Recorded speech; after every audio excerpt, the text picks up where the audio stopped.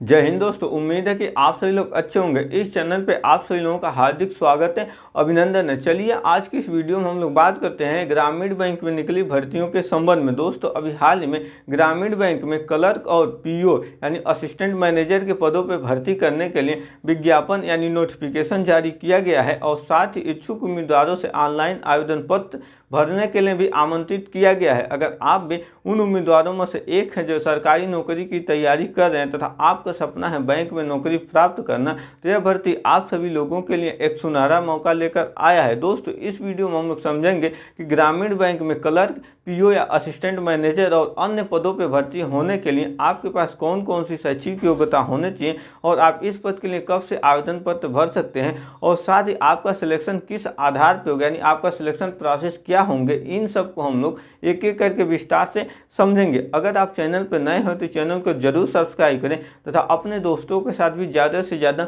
Share करें ताकि आप सभी लोगों को सरकारी नौकरी से संबंधित सटीक जानकारी मिलता रहे। तो जो ग्रामीण बैंक में भर्ती निकाला गया है इसमें एक अच्छे खासे पद हैं, यानी ज़्यादा पदों पर इस बार भर्ती आई है और इसके लिए जो आपके पास शैक्षिक योग्यता होनी चाहिए वो अलग अलग पद के लिए अलग अलग शैक्षिक योग्यता मांगा है। इसमें जो कुल रिक्तियाँ हैं 13,217 रिक्तियाँ, यानी इतने लोगों की ग्रामीण बैंक में भर्ती किया जाना है, जिसमें जो पद हैं ऑफिसर असिस्टेंट क्लर्क यानी मल्टीपर्पज जो क्लर्क होते हैं और साथ ही ऑफिसर स्केल फर्स्ट, सेकेंड और थर्ड, इन पदों पे भर्ती किया जाना है। तो इसके लिए जो अलग अलग पद हैं और अलग अलग योग्यता है इसको देखते हैं। जिसमें जो पहला पद है ऑफिस असिस्टेंट मल्टीपर्पज क्लर्क, इसके लिए जो कुल सीट है 7,972 रिक्तियाँ हैं और इसके लिए जो आपके पास योग्यता होनी चाहिए, आप किसी भी वर्ग से किसी भी विषय से स्नातक यानी ग्रेजुएशन डिग्री पास की हो तब जाकर आप इस पद के लिए आवेदन कर सकते हैं। और जो दूसरा है ऑफिसर स्केल्स फर्स्ट यानी असिस्टेंट मैनेजर या पीओ का जो पद है, इसमें जो कुल सीट है 3960 सीट है, यानी 3,907 सीट है। इसके लिए भी आपके पास ग्रेजुएशन डिग्री होना चाहिए। अब जो नेक्स्ट है ऑफिसर स्केल सेकेंड, इसमें जो पद है जनरल बैंकिंग का जो पद है, इसके लिए जो कुल रिक्ति हैं 850 रिक्ति हैं और जो योग्यता होना चाहिए आप ग्रेजुएशन पास की हो और ग्रेजुएशन में आपके जो नंबर हैं वह 50% से कम नहीं होने चाहिए, 50 या उससे अधिक ही होने चाहिए। अब इसी में ऑफिसर स्केल सेकेंड में ही अगला जो पद है इंफॉर्मेशन टेक्नोलॉजी का, इसके लिए जो कुल सीट है 87 सीट है और इसमें जो आपकी डिग्री होनी चाहिए ग्रेजुएशन हो जाना चाहिए। ग्रेजुएशन में जो विषय आपके होने चाहिए इलेक्ट्रॉनिक्स या कम्युनिकेशन या कंप्यूटर साइंस या आईटी इंफॉर्मेशन टेक्नोलॉजी, इन विषय में से किसी भी एक विषय से आप ग्रेजुएशन किए हो और उसमें आपके जो नंबर हो 50% हो और साथ ही आपको इंफॉर्मेशन टेक्नोलॉजी के पद पर कार्य करने का 1 साल का आपके पास एक्सपीरियंस रहेगा, तब आप इस पद के लिए आवेदन कर सकते हैं। अब जो नेक्स्ट है ऑफिसर स्केल सेकेंड में सीए यानी चार्टर्ड अकाउंटेंट का जो पद है, इसमें जो रिक्तियां हैं 69 यानी 69 रिक्तियां हैं। इसके लिए आप जो सीए चार्टर्ड अकाउंटेंट का एग्जाम होता है उसको आप क्वालिफाई किए हो और साथ ही आपके पास 1 साल का एक्सपीरियंस रहेगा, तब आप इस पद के लिए आवेदन भर सकते हैं। दोस्तों इस भर्ती के अंतर्गत जो नेक्स्ट पद है ऑफिसर स्केल सेकेंड में लॉ ऑफिसर का है, जिसके लिए कुल जो रिक्तियां हैं वह 48 रिक्तियां हैं और इसके लिए जो योग्यता आपके पास होना चाहिए LLB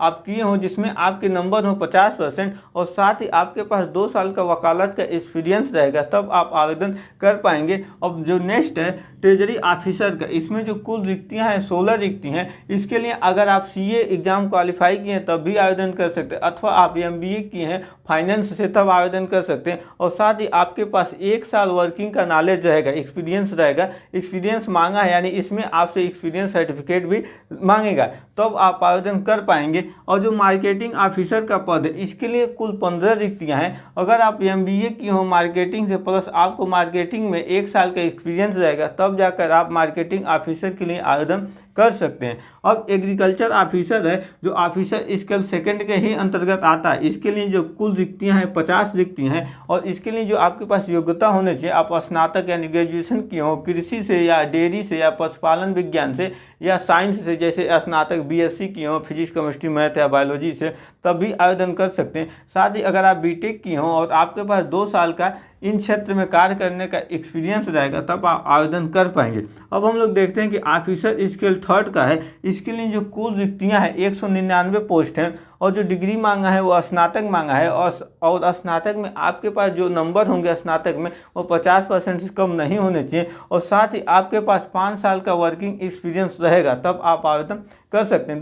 दोस्तों IBPS के अंतर्गत जो ग्रामीण बैंक में भर्तियां निकली हैं, इन सभी के लिए जो ऑनलाइन आवेदन की जो प्रारंभिक तिथि है वो 1/9/2025 यानी 1 सितंबर से आवेदन पत्र ऑलरेडी भरे जा रहे हैं, और यह चलेगा 21 सितंबर 2025 तक। अगर आप इस पद के लिए आवेदन करना चाहते हैं तो IBPS की आधिकारिक वेबसाइट पर जाकर ग्रामीण बैंक RRB के जो वैकेंसी निकला है, जो 14वां वैकेंसी है, इसके लिए आप ऑनलाइन आवेदन पत्र सबमिट कर सकते हैं, अथवा आप सभी लोग डिस्क्रिप्शन में दिए गए अप्लाई लिंक पे क्लिक कर भी ऑनलाइन आवेदन भर सकते हैं। दोस्तों इस भर्ती का जो नोटिफिकेशन का PDF है वो आप सभी लोगों को डिस्क्रिप्शन में मिल जाएगा, वहाँ से आप लोग क्लिक कर नोटिफिकेशन को डाउनलोड कर अन्य जानकारियाँ भी प्राप्त कर सकते हैं इस भर्ती से संबंध में।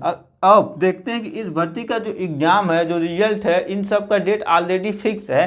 तो जो इसमें एग्ज़ाम होंगे, जो प्री एग्ज़ाम होगा, यह नवंबर और दिसंबर महीने में ही होगा, इसी साल नवंबर या दिसंबर महीने में होगा, और जो मुख्य परीक्षा है दिसंबर और जनवरी 26 में होगा। इसके अलावा जो रिजल्ट डिक्लेयर होगा, आपका फाइनल जो रिजल्ट आएगा फरवरी या मार्च 2026 में फाइनल रिजल्ट आएगा। अगर आप इस पद के लिए आवेदन करते हो तो आपको आवेदन शुल्क के रूप में जनरल OBC को 850 रुपये, SC ST और PW यानी विकलांग कैंडिडेट को 175 रुपये आवेदन शुल्क के रूप में देना होगा। दोस्तों इस पद के लिए अगर आप आवेदन करते हैं तो आपके उम्र सीमा भी मायने रखता है। तो इसके लिए जो आपकी मिनिमम उम्र है, जो ऑफिसर असिस्टेंट यानी क्लर्क का पद है, इसके लिए मिनिमम उम्र आपकी 18 साल हो जानी चाहिए। यह उम्र 1 सितंबर 2025 को हो जानी चाहिए, यानी आयु की गणना 1 सितंबर 2025 से किया जाएगा, और जो मैक्सिमम उम्र है वो 28 साल है। इसी तरह ऑफिसर स्केल फर्स्ट यानी जो PO या असिस्टेंट मैनेजर का पद है, इसके लिए जो उम्र है मिनिमम 18 साल और मैक्सिमम 30 साल का उम्र होना चाहिए। Senior manager officer scale third का जो है, इसमें उम्र 21 से 40 साल के बीच में रहना चाहिए। इसके बाद उम्र सीमा में भी कुछ छूट दिया गया है, जिसमें OBC को 3 साल के लिए उम्र सीमा में छूट दिया गया है, SC ST को 5 साल के लिए, PWBD को 10 साल के लिए उम्र सीमा में छूट दिया गया। दोस्तों अब हम लोग समझते हैं कि इस भर्ती के सबसे इम्पॉर्टेंट भाग को, कि आपका सिलेक्शन प्रोसेस कैसे होगा। तो सिलेक्शन प्रोसेस में इसमें अलग अलग पदवार सिलेक्शन प्रक्रिया है, इसको देखते हैं। इसमें मुख्यतः आपका रिटेन एग्जाम होगा और इंटरव्यू होगा। तो जो क्लर्क का पद है यानी ऑफिसर असिस्टेंट जो क्लर्क या मल्टीपर्पज का पद है, इसमें जो आपका रिटेन एग्जाम होगा, इसमें 2 एग्जाम होंगे, प्री एग्जाम होगा और मेंस एग्जाम होगा। अगर आप प्री एग्जाम में क्वालिफाई होते हैं तभी आपको मुख्य परीक्षा में बैठने का मौका मिलेगा, लेकिन जो चयन सूची बनेगी, जो मेरिट लिस्ट बनेगा, उसमें आपके प्री एग्जाम के नंबर नहीं जोड़े जाएंगे। केवल मुख्य परीक्षा के आधार पर ही आपको क्लर्क के पदों पर नियुक्ति प्रदान की जाएगी, और इसमें क्लर्क के लिए आपका इंटरव्यू नहीं होगा। परंतु जो ऑफिसर स्केल फर्स्ट का पद है यानी असिस्टेंट मैनेजर या PO का पद है, इसमें भी आपके 2 एग्जाम होंगे, प्री और मेंस। लेकिन प्री एग्जाम क्वालिफाई होने के बाद आपको मुख्य परीक्षा देने को मिलेगा, लेकिन फाइनल मेरिट लिस्ट में आपके प्री एग्जाम के नंबर नहीं जुड़ेंगे, यानी इसको केवल क्वालिफाई करके आपको मेंस में पहुंचना है। साथ ही इसके लिए असिस्टेंट मैनेजर के लिए, PO के लिए आपका इंटरव्यू होगा, यानी इंटरव्यू और मुख्य परीक्षा के में प्राप्त नंबरों के आधार पर आपका सिलेक्शन होगा। इसके अलावा जो ऑफिसर स्केल सेकेंड और थर्ड है, इसमें केवल आपका सिंगल लेवल एग्जाम होगा, यानी एक परीक्षा होगा, प्री एग्जाम नहीं होगा, केवल आपको एक परीक्षा देना होगा। उसके बाद आपका इंटरव्यू होगा। इंटरव्यू और इस परीक्षा सिंगल लेवल एग्जाम के आधार पर आप सभी लोगों को आपके द्वारा चुने गए पोस्ट के अनुसार नियुक्ति प्रदान की जाएगी। दोस्तों रिटेन एग्जाम में नेगेटिव मार्किंग है। अगर आप किसी भी प्रश्न का उत्तर गलत देते हैं तो आपके नंबर में से 0.25 नंबर की कटौती की जाएगी। तो आई होप आप सभी को यह वीडियो अच्छे से समझ में आया होगा। मिलेंगे इसी तरह की जॉब रिलेटेड नेक्स्ट वीडियो में। जय हिंद।